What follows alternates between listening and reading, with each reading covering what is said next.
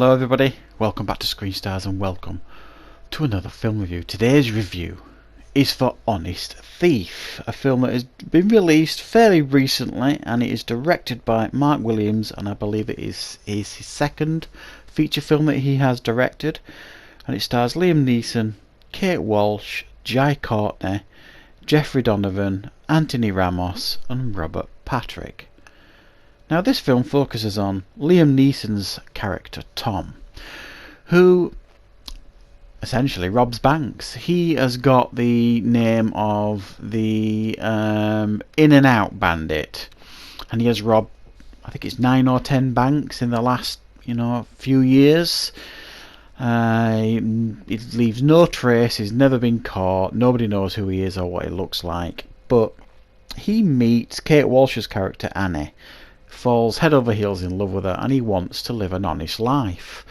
So he contacts the FBI and decides to try and make a deal. He wants to give up all his money that he has robbed over the years, $9 million, in exchange for a deal with the FBI, like a couple of years in a minimum security prison, something like that.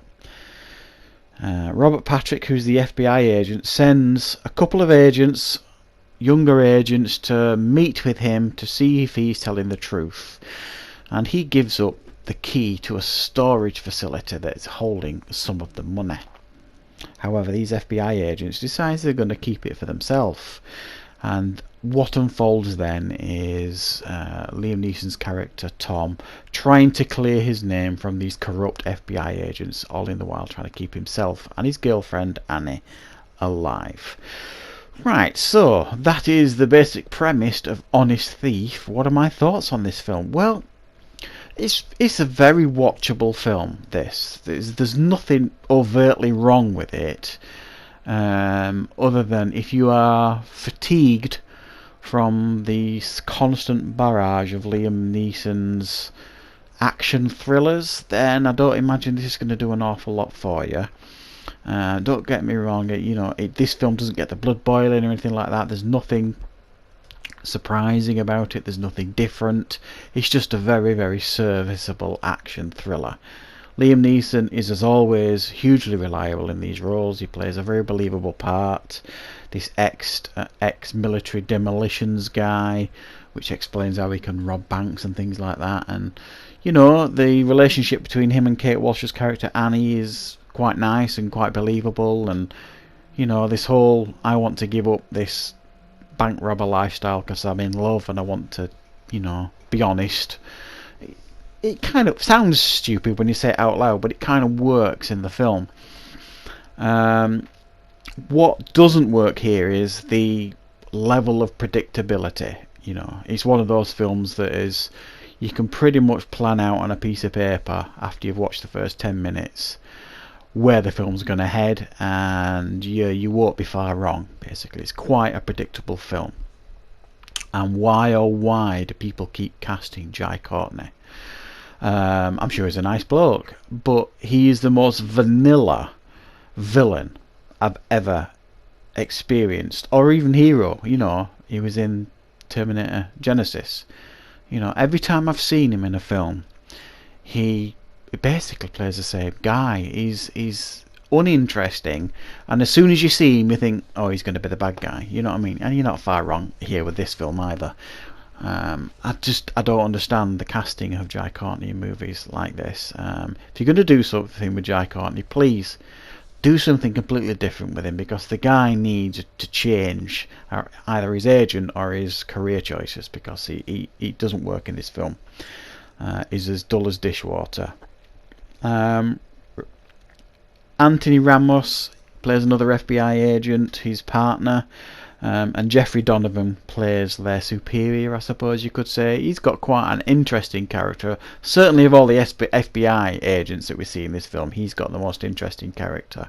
They give him a little bit of a fleshed out character. He's just gone through a divorce. He's got the dog, which he takes with him everywhere that he got in the divorce, and it raises a couple of smiles here and there, I suppose.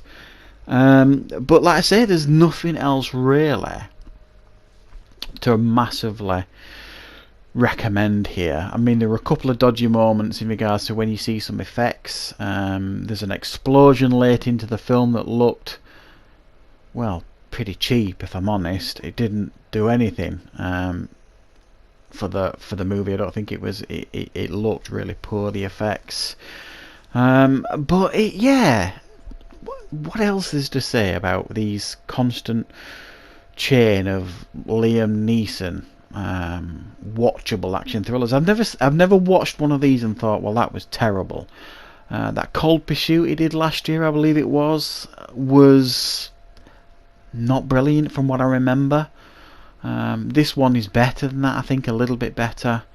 But when you line it up next to all of his, action thrillers over the years, and they're all jumbling around in my head now. I can't even pick one out.